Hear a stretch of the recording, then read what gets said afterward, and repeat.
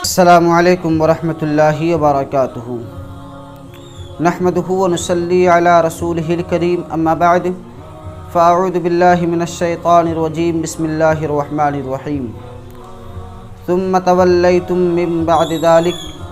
فلولا فضل اللہ علیکم ورحمتہ لکنتم من الخاسرین وَلَقَدْ عَلِمْتُمُ الَّذِينَ اعْتَدَوْا مِنْكُمْ فِي السَّبْتِ فَقُلْنَا لَهُمْ كُونُوا قِرَدَةً خَاسِئِينَ فَجَعَلْنَاهَا نَكَالًا لِمَا بَيْنَ يَدَيْهَا وَمَا خَلْفَهَا وَمَوْعِظَةً لِلْمُتَّقِينَ صدق اللہ مولانا العظیم وصدق رسولہ النبی الامین المتین المبین الکریم ونحن علی ذلک لمن الشاہدین والشاکرین والحمد للہ رب العالمین۔ توحید و رسالت کے شہدائیوں، آج اور آپ کچھ عرض و معروف سے قبل بہتر اور مناسب سمجھتا ہوں سب سے پہلے گنبد خضرا میں آرام فرمانے والے آقا حضور احمد مجتبیٰ محمد مصطفیٰ صلی اللہ تعالیٰ علیہ وسلم کی مقدس بارگاہ میں ہدیہ درود کی ڈالیاں نچھاور کریں اور درود پاک پڑھیں۔ اللہم صلی علی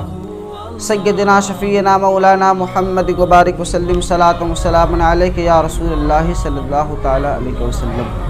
حضرات محترم، آج میری گفتگو کا عنوان ہے قرآن پاک کے پہلا پارہ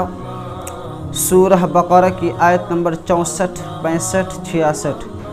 64، 65، 66 کی ترجمہ اور تفسیر، اور کل میری گفتگو کا عنوان تھا آیت نمبر 62 اور 63، 62 اور 63 کی ترجمہ اور تفسیر۔ دعا کرتا ہوں رب قدیر کی بارگاہ میں مولا مجھے حق بولنے، آپ کو حق سننے، اس پر عمل کرنے کی توفیق عطا فرمائے۔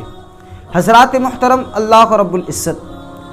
سورہ بقرہ کی آیت نمبر 64، 64 میں ارشاد فرماتا ہے ثم تولیتم من بعد ذلک فلولا فضل اللہ علیکم ورحمتہ لکنتم من الخاسرین۔ اعلیٰ حضرت امام احمد رضا خان رضی اللہ تعالیٰ عنہ کنز ایمان میں ترجمہ کرتے ہیں، پھر اس کے بعد تم پھر گئے تو اگر اللہ تبارک تعالیٰ کا فضل اور اس کی رحمت تم پر نہ ہوتی تو تم ٹوٹے والوں میں ہو جاتے۔ پھر صراط الجنان کے مصنف ترجمہ کرتے ہیں اس کے بعد پھر تم نے روگردانی اختیار کی تو اگر تم پر اللہ کا فضل اور اس کی رحمت نہ ہوتی تو تم نقصان اٹھانے والوں میں سے ہو جاتے۔ حضرات محترم، پھر آگے ارشاد فرماتا ہے فضل اللہ، اللہ کا فضل۔ یہاں فضل و رحمت سے یا تو توبہ کی توفیق مراد ہے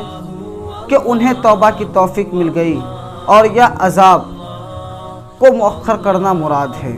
یعنی بنی اسرائیل پر عذاب نازل نہ ہو بلکہ انہیں مزید مہلت دی گئی ہے۔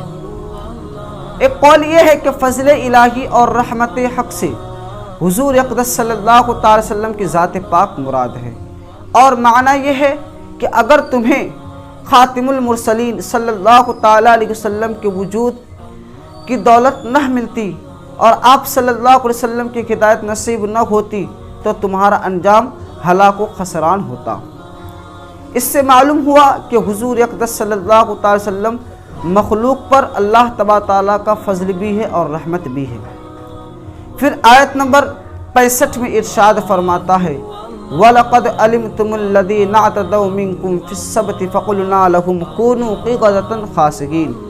اعلیٰ حضرت امام احمد رضا خان رضی اللہ تعالیٰ عنہ ترجمہ کرتے ہیں اور بے شک ضرور تمہیں معلوم ہے تم میں کہ وہ جنہوں نے ہفتہ میں سرکشی کی یعنی سنیچر کے دن پاگل پنتی کی تو ہم نے ان سے فرمایا کہ تم ہو جاؤ بندر دھتکارے ہوئے۔ اور صراط الجنان کے مصنف ترجمہ کرتے ہیں اور یقیناً تمہیں معلوم ہے وہ لوگ جنہوں نے تم میں سے ہفتہ کے دن میں سرکشی کی تو ہم نے ان سے کہا کہ دھتکارے ہوئے بندر بن جاؤ۔ حضرات محترم، آگے ارشاد فرماتا ہے الذین اعتدوا، جنہوں نے سرکشی کی یعنی پاگل پنتی کی۔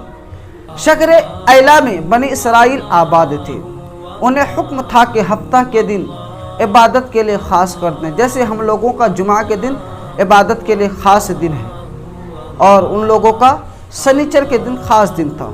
اور اس روز شکار نہ کرے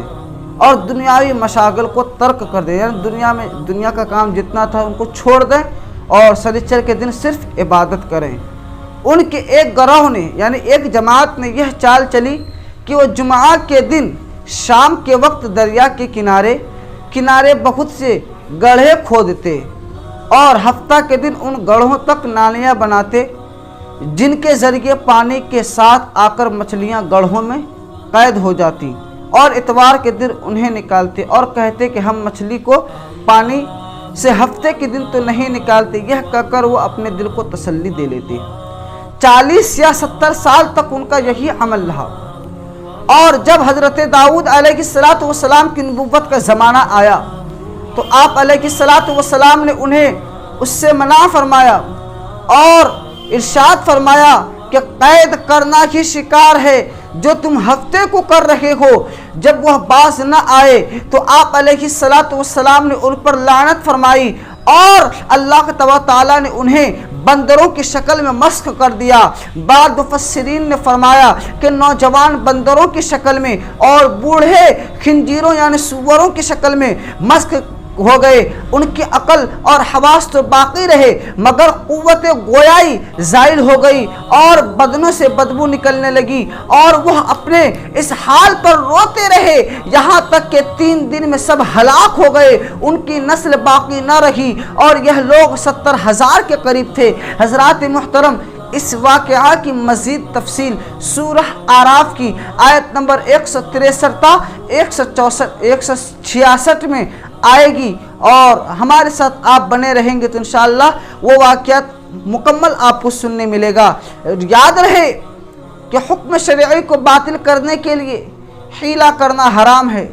جیسا کہ یہاں مذکور ہوا، اور حکم شرعی کو کسی دوسرے شرعی طریقے سے حاصل کرنے کے لیے حیلہ کرنا جائز ہے، جیسا کہ قرآن پاک میں حضرت ایوب علیہ السلام کا اس طرح کا عمل سورہ صاد کی آیت نمبر 44 میں مذکور ہے۔ حضرات محترم، پھر آیت نمبر 66 میں ارشاد فرماتا ہے فَجَعَلْنَاهَا نَكَالًا لِمَا بَيْنَ يَدَيْهَا وَمَا خَلْفَهَا وَمَوْعِظَةً لِّلْمُتَّقِينَ، تو ہم نے اس بستی کا یہ واقعہ اس کے آگے اور پیچھے والوں کے لیے عبرت کر دیا اور پرہیزگاروں کے لیے نصیحت۔ پھر صراط الجنان کے مصنف ترجمہ کرتے ہیں تو ہم نے یہ واقعہ اس وقت کے لوگوں اور ان کے بعد والوں کے لیے عبرت اور پرہیزگاروں کے لیے نصیحت بنا دیا۔ پھر آگے ارشاد فرماتا ہے نکالن کے معنی ہیں عبرت۔ اس سے معلوم ہوا کہ قرآن پاک میں عذاب کے واقعات ہماری عبرت و نصیحت کے لیے بیان کیے گئے ہیں، لہٰذا قرآن پاک کے حقوق میں سے ہے کہ اس طرح کے واقعات و آیات پڑھ کر اپنی اصلاح کی طرف بھی توجہ کی جائے۔ دعا کرتا ہوں رب قدیر کی بارگاہ میں، مولا ہم سبوں کو قرآن پاک اور حدیث پاک پر عمل کرنے کی توفیق عطا فرمائے، اسے زیادہ سے زیادہ پڑھنے کی توفیق عطا فرمائے، ہم سبوں کو آپس میں محبت عطا فرمائے، مسلک اعلیٰ حضرت رضی اللہ تعالی عنہ کے نقش قدم پر چلنے کی توفیق عطا فرمائے۔ حضرات محترم، روزانہ درس قرآن سننے کے لیے آپ حضرات ہمارے QRR کے آفیشیل چینل کو سبسکرائب ضرور کریں۔ علینا الا البلاغ۔ السلام علیکم ورحمۃ اللہ وبرکاتہ۔